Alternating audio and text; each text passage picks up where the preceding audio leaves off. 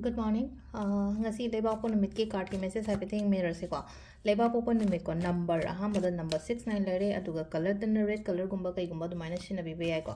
Aduga chak thong bada ki noma sum hapwa do red color gi khoi pot ama ta hape ko kaman sen boy ro morok ma chidang katang oi ro ko haidi red color gi kino se ko haidi maming gi oina ne ko saroi ko do hapada aduduna haidi red color gi injang na pi do ja gajar angang bagumba kai gumba dumba oirasu hapa yai ko ado ahambada khoi gi card ki message yi minar se aduga timing afaba so hape yenga se ko ado ngasai aina runes reading hapa hobane ko runes ki reading se aina sigi keno sidadi sigi channel sidadi haptre ko pulap punjandre tonganba athoibi hanglem haina ma leibane ko aduda haitare ko sida pulap pabada nungaitre na ko aina tongana haide sum runes gumba haitare ko symbol ani gumba kai gumba mai toroga ai description ta hapamge adugi link to aduda changa ga dum yengbi ba copy ba yagani ko runes reading gi adu runes reading gi da adugi channel duna haidi tarot card ki di yam haptre ko atopa pot gumba ina hapane ko haidi ritual gumba oiro natraga haidi rashigi kai gi adugi matang da ko ado sida leire ko koi card se ko sida gi ohum katang lo thopirase ko ohum lok thoga nomagi kari guidance lake haibado adu yengase card number 1 card number 2 card number 3 ko pot aina sum thagat pa khot pa mayam do hai tare ko hadi khara ma thagat ta basudum yawe ko adum chatlaga dum yum khangbi ba pram yawbani na yum da chatlaga dum yeng birasu yani ko hadi khudop kumba kai gumba do di hadi size to chatlaga yeng ba do na hadi ready made khudop ma ta oi bane ko anda ki aina sum sidagi thagi ba mayam se do chatlaga kai do visit tawraga dum yeng birasu kai su kai de ko adugumba ma leire adagi khoi gi samna habada laigi sugumbaga khoi skado macha so mari gari mamang da kai da hapna ba kai ga adumba khara su dum available oi gani ko ado ai gi pot me am se de amorom da di hadi crystal and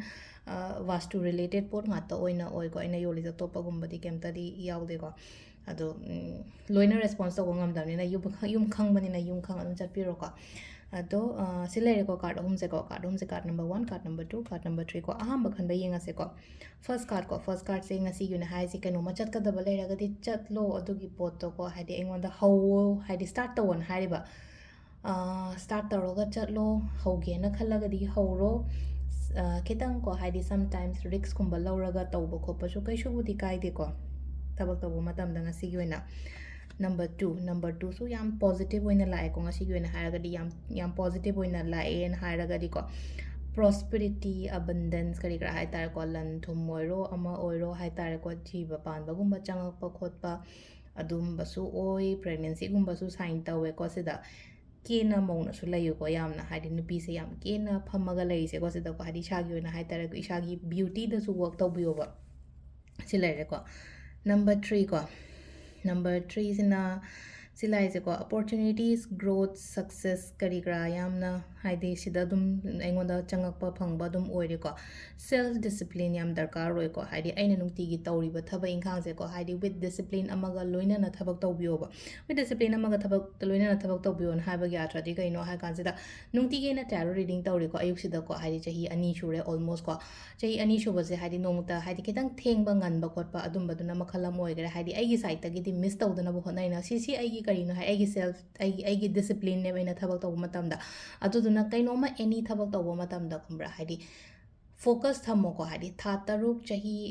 khatang focus tawba matamda khumra haidi aigi thabak to haidi kaidawba gi mai pa oidoino aduduna sidaina haigada haidi dukan makta phame na khalase lairik makta pae na khalase aigi side tagi tha taruga ma chahi ama full focus tara tawba kai adu da ai success oigada ne aduni ko sida haise ko adu sisina card ki message lere timing se kayu ki pung 9 ga minute 15 dagi na pung 12 ga minute 52 phang lere dagi ani ga minute 3 de na pung 3 ga minute 52 phang lere ko adagi mung 3 ga minute 3 ga minute 52 de na 9 ga minute 52 phang lere ko adagi 8 ga minute 52 de na pung ani ga minute 3 phang lere ko sisina akoi gi hour timing ko ado hapetang english to halamge ko 8:25 am to 12:53 pm am lere ko adin din talakina 2:23 dagina 2:23 pm dena 3:52 pm pham lere ko adagi amu hadi 6:52 pm dena 8:23 pm ko nungdang ina ko sisana ado nungdang atheng bagi na 9:53 pm to next day nongalamdagi 2:24 am fawba ama leire sisina koigi ngasigi oina afaba timing ko ado sida leire koigi card ki message se runes reading to I description da hapamge aduda hapetan click tobiro ko thank you